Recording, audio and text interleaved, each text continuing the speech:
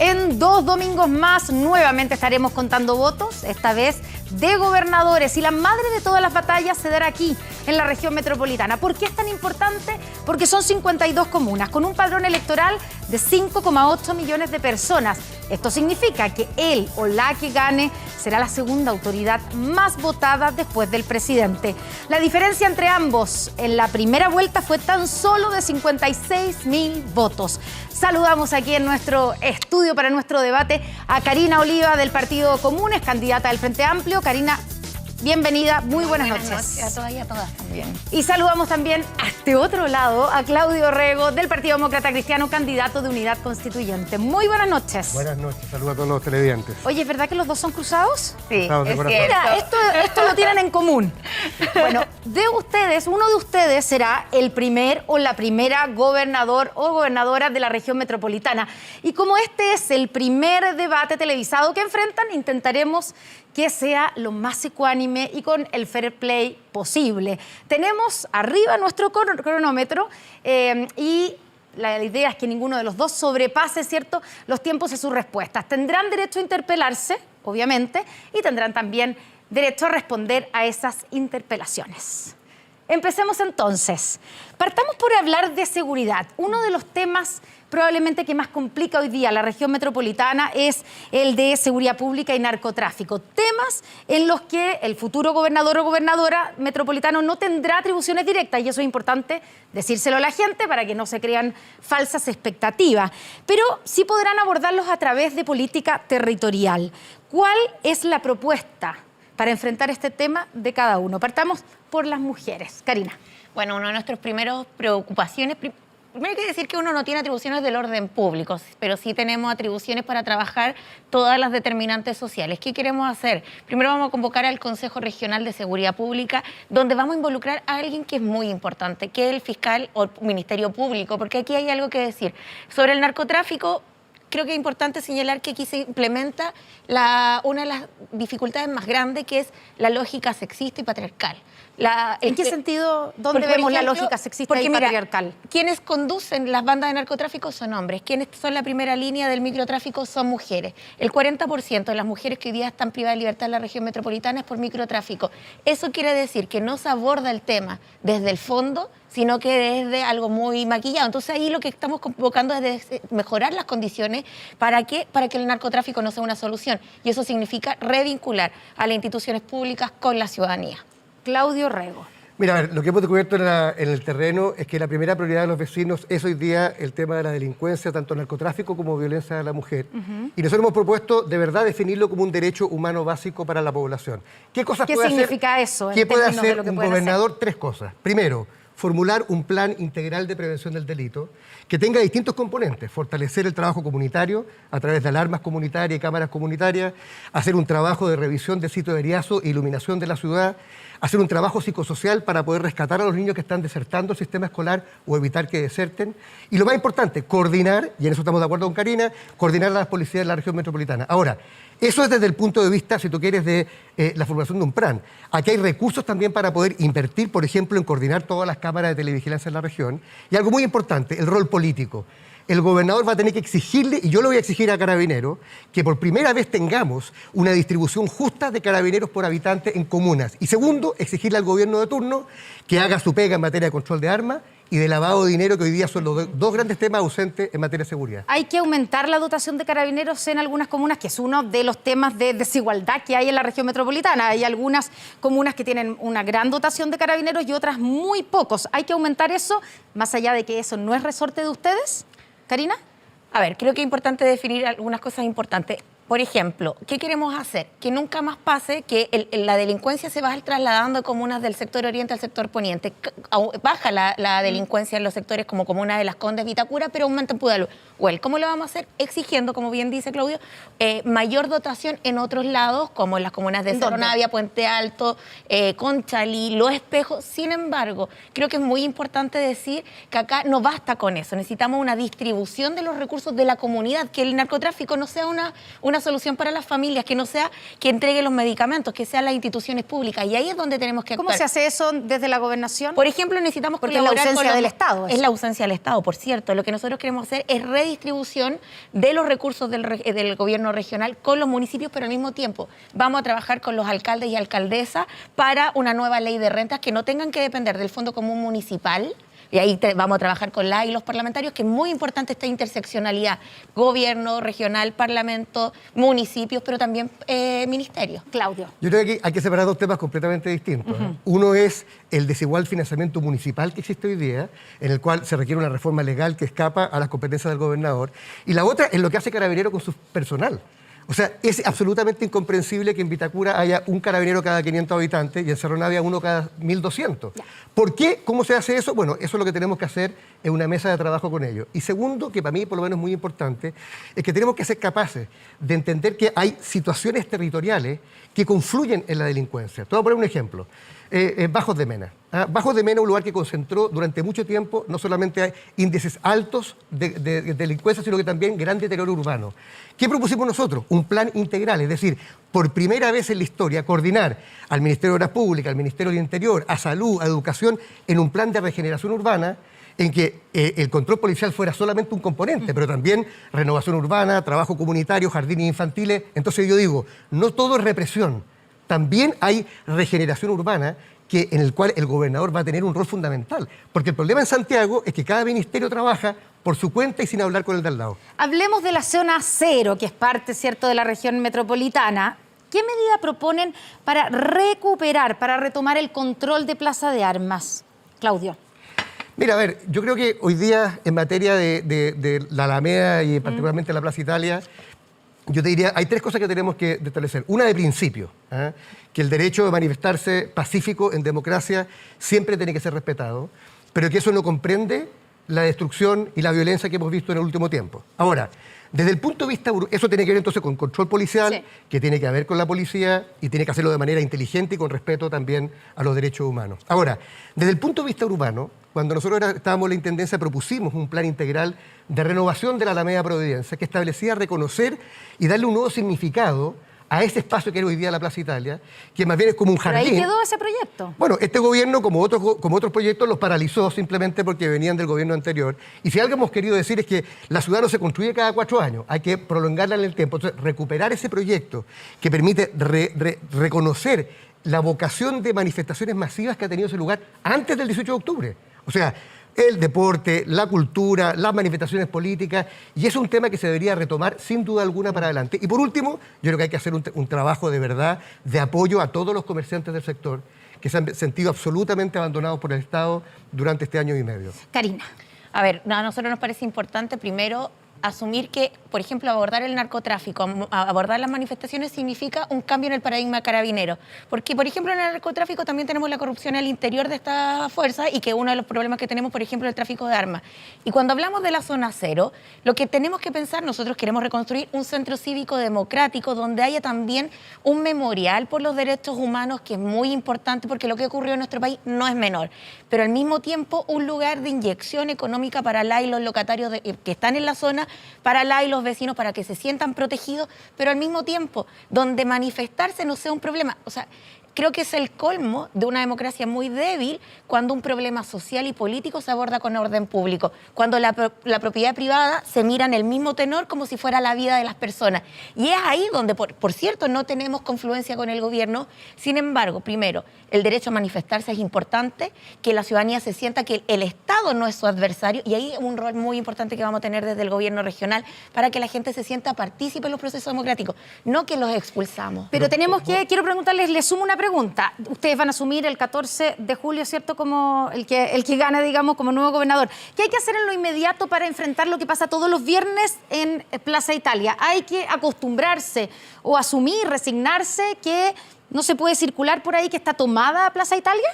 A ver, primero lo que ha instalado este gobierno es el juego del policía, o sea, la zanahoria y el garrote. O sea, la gente se moviliza, persigue carabineros y al final es una solución fracasada. Yo creo que sería importante que la gente pueda sentir que el espacio le pertenece sin generar el amedrentamiento policial. O sea, es violento ver la cantidad de contingentes. O sea, que no haya carabineros. Reducirlo y también el ánimo en que se genera. ¿Para qué? Porque son los mismos que los carabineros provocan a los manifestantes. Yo creo que hoy día ¿quién es responsable? No es la ciudadanía, es el Estado, sus instituciones, porque ahí hay una responsabilidad política y social y democrática. Y la ciudadanía, te puedo asegurar que la mayoría de los manifestantes colaboran para que los espacios sean seguros. Yo he ido a las marchas, por ejemplo, del 8 de marzo, que son hermosas, que son seguras. ¿Y quiénes protegemos las marchas? Las mismas que nos convocamos. Las marchas del 8 de marzo han sido muy diferentes a otras. ¿Y qué ha pasado con la relación con las policías previamente? Hay una coordinación y una forma distinta de abordarlo. Yo creo que no hay que criminalizar a la gente. ¿Qué hacemos con los viernes en Plaza Italia? Primero, yo creo que hay que separar dos cosas. Una, ningún derecho a manifestación pacífico en democracia puede tolerar las cosas que hemos visto. O sea, quemar una iglesia, quemar un museo como el de Violeta Parra, destruir comercio. La verdad que eso es inaceptable y no tiene ninguna justificación ni aceptación en democracia. Y es bueno que quienes aspiramos a este cargo hablemos claro y al respecto. ¿Tú coincides con eso, Karina? ¿No? Solo para hacer el punto. Por cierto, pero creo que no es para manifestarlo con una diferencia, por ejemplo, a alguien que ha sido mutilado. O sea, creo, por eso yo decía al principio, no es lo mismo catalogar la propiedad privada con la vida de las personas, incluso una mutilación. Bueno, continuar. Yo creo que el derecho a la vida, sin duda alguna, el derecho más sagrado, sin importar cuál sea esa vida, y en eso tenemos que ser absolutamente coherentes. Y respecto al tema del control del orden público en ese lugar, yo creo que claramente la estrategia de Carabineros ha fracasado. Es decir, durante 1 año y medio tuvimos a la misma hora, al mismo día, manifestaciones que terminaron en destrozos.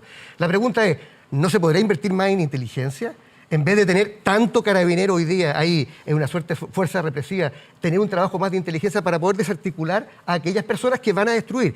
Esto no es la marcha del 1.000.000 de personas, que fue una marcha pacífica, alegre y que de alguna manera cambió la historia de Chile. Aquí estamos hablando de pequeños grupos que inclusive manifestantes de la primera ola se han marginado porque llegan estas personas, algunos de los cuales tienen antecedentes policiales y ¿a qué? Pero es la minoría. A destruir. Es la minoría, pero eso es lo que ha eso significado que mucha gente en ese lugar se siente absolutamente hoy día desamparada de parte del Estado. Y yo digo, más inteligencia y menos represión. Yo quiero ahí agregar un punto que me parece completa. relevante. O sea, yo he estado en Plaza Dignidad los días viernes y me parece impresentable que hayan patrullas que diga comisaría de Pirque, cuando los vecinos de Pirque también necesitan protección. Entonces, cuando ponemos todo el foco de la seguridad y el orden público en Plaza Dignidad, cuando la gente está ahí tratando, o sea, la mayoría, el otro día se llevaron a un constituyente detenido. O sea, a aquel nivel estamos llevando. Yo creo que eso es importante, bajar la tensión. Los conflictos, en la teoría de conflictos, nunca se van a escalada. El Estado tiene que ir trabajando para que vaya descendiendo los niveles. Y ahí creo que hay una responsabilidad y una diferencia yo creo que ha habido claramente una desescalada. Yo creo que la canalización del conflicto social que se manifestó el 18 de octubre a través de un proceso constituyente, sin duda alguna, que ha generado mayor distensión. Ahora, pero claramente también los criticaron por claramente, yo creo que aquí no se trata de comparar peras con manzanas. El combate al narcotráfico es la primera prioridad de la policía, que se da en los barrios y en lo cual tenemos hoy día una tremenda desigualdad en la distribución de fuerzas policiales. Otra cosa es que se permita que en cualquier lugar de la ciudad, no solamente en Plaza Italia o Plaza Dignidad, como le dices tú, sino en cualquier lugar de la ciudad, se pueda cometer destrozos o atentados a la vida de las personas que de alguna manera signifiquen la sensación de que el Estado simplemente abandonó a los que ahí viven o trabajan. Relacionado con este tema, nos interesa conocer la posición de ambos sobre el proyecto de ley que pretende indultar a los denominados presos políticos, ¿cierto?, en referencia a aquellos que han sido detenidos durante el estallido social. Primero que nada, ¿son presos políticos, Karina? Sí, son presos políticos. Yo creo que hay un elemento súper significativo. El Estado dice que no hay. Pero, por ejemplo... No solo el Estado, también Human Rights Watch, el Ministerio Público. Evidentemente, sí son los dispositivos del Estado, pero Human Rights Watch hoy día decía, o antes de ayer decía, que en nuestro país se abusa de la prisión preventiva en este caso.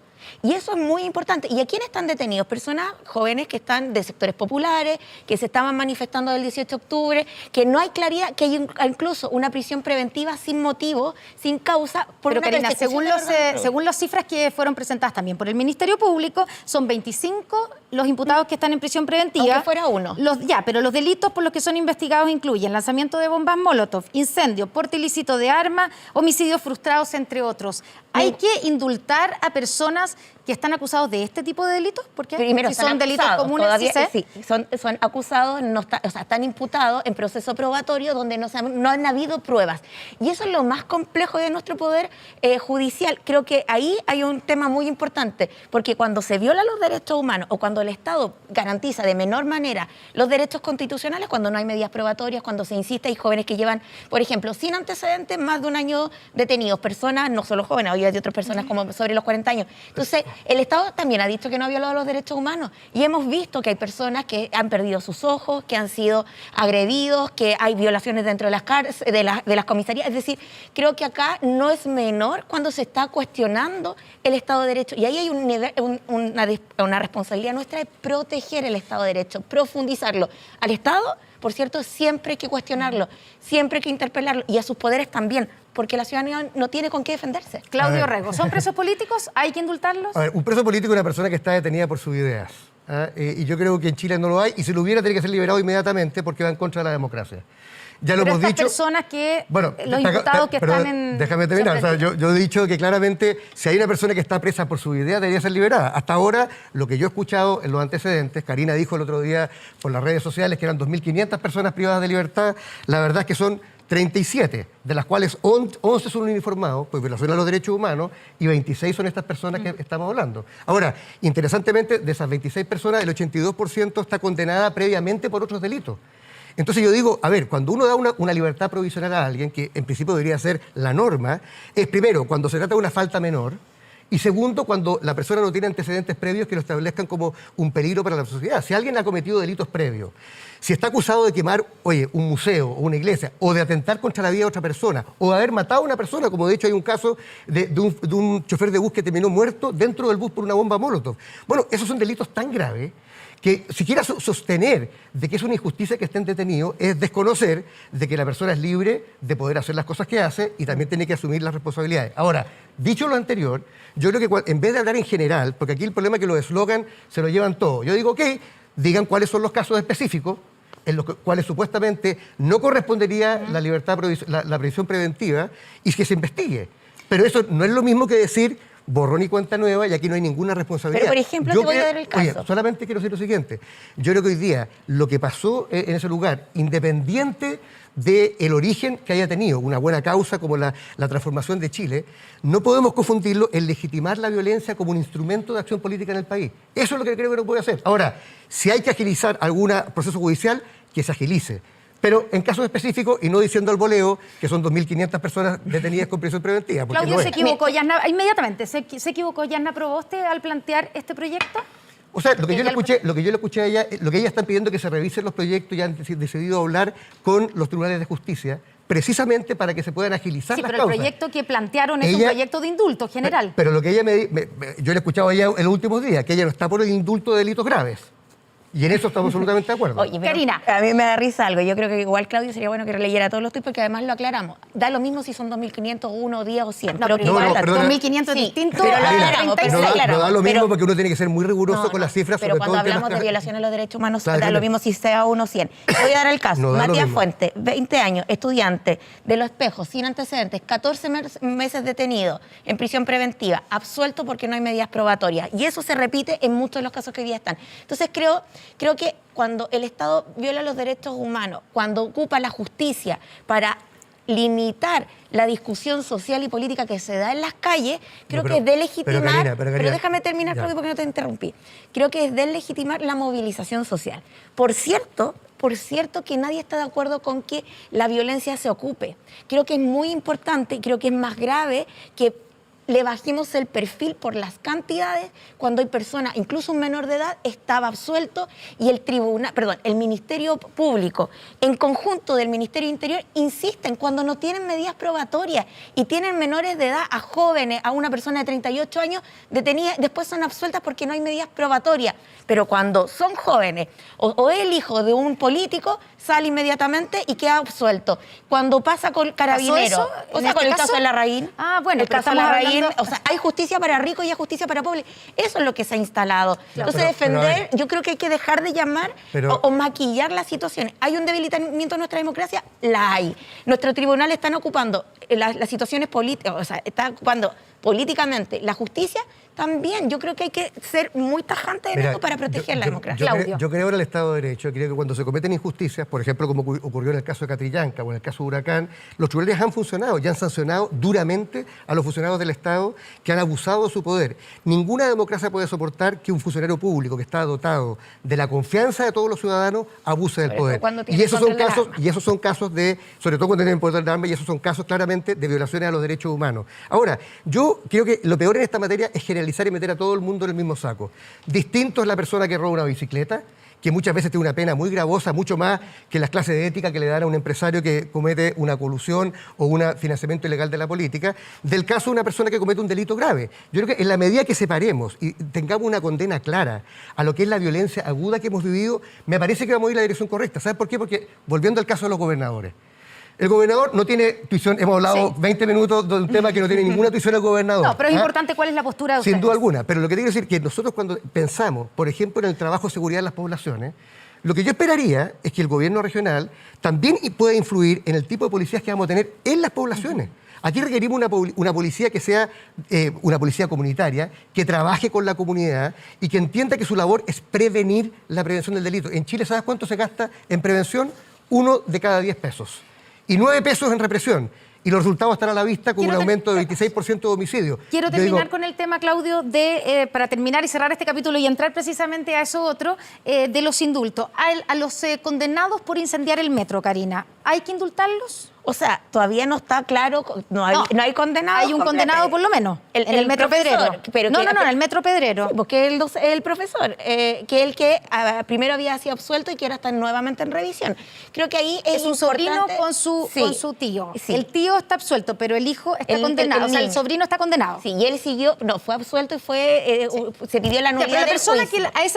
Hay un condenado, y a los que haya condenados después, ¿habría que indultarlos? Si son condenados por incendiar el metro. Es que creo que acá es importante dejar en claro que nadie está a favor de la violencia, pero al mismo tiempo que todavía se muestren completamente las pruebas. Creo que es importante... Pero está confiando de una condena de la justicia. O sea, si cuando se absuelve y después se vuelve a seguir a una situación de nulidad del juicio. Y por cierto, creo que nuestro sistema, una de las cosas más complejas que tenemos históricamente es los sentidos de impunidad.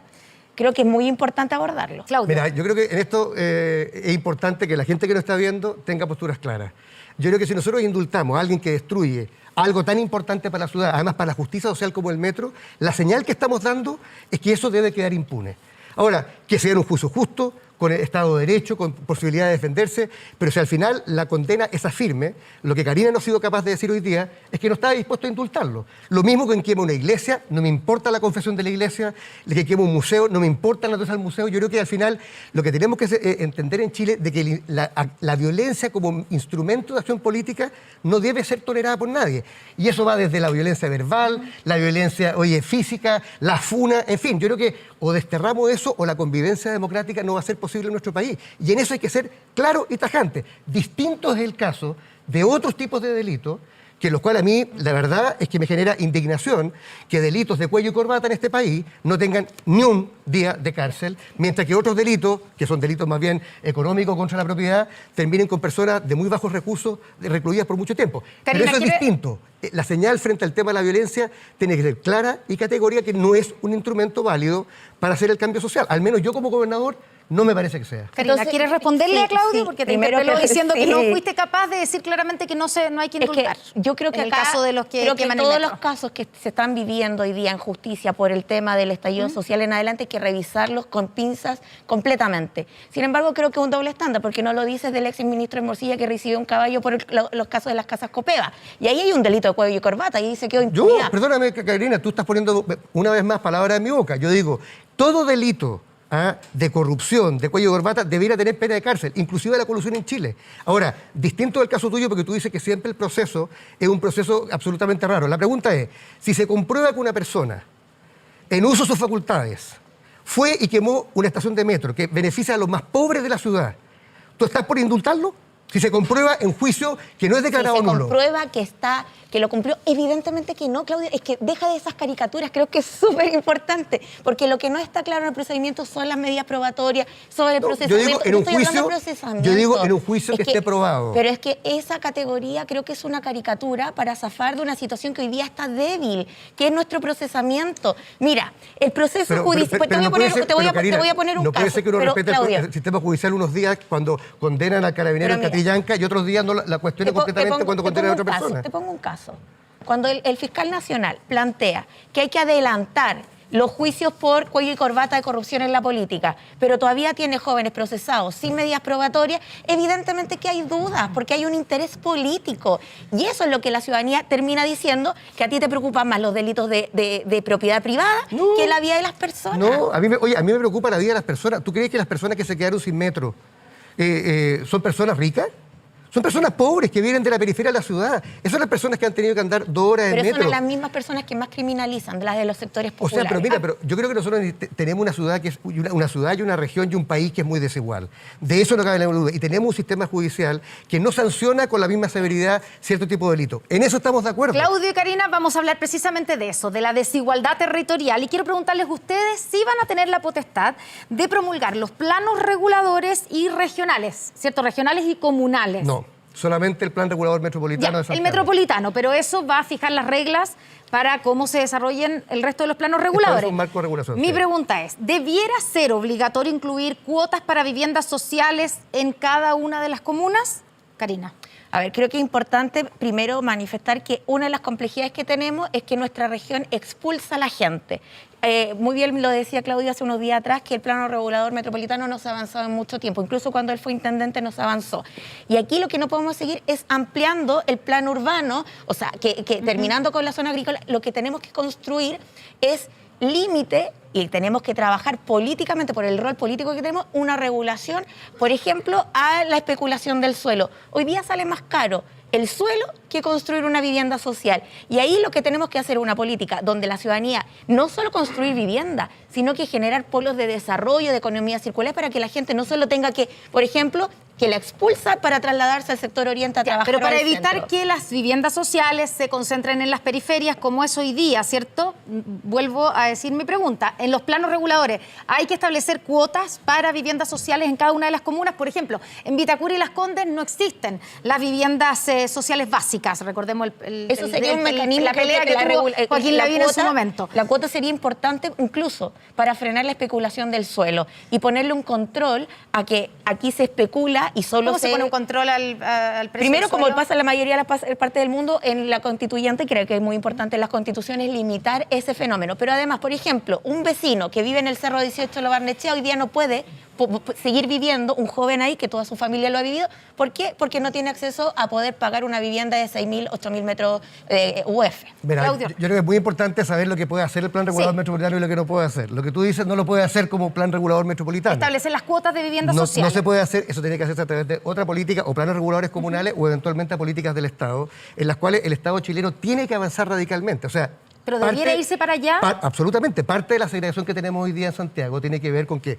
en un suelo denominado por el mercado, donde el Estado no ha tenido un rol proactivo en materia de tener bancos de suelo, de capturar las plusvalías de sus inversiones, eso de alguna manera está absolutamente fuera. Ahora, ¿qué cosas sí se pueden hacer en el plan regulador metropolitano?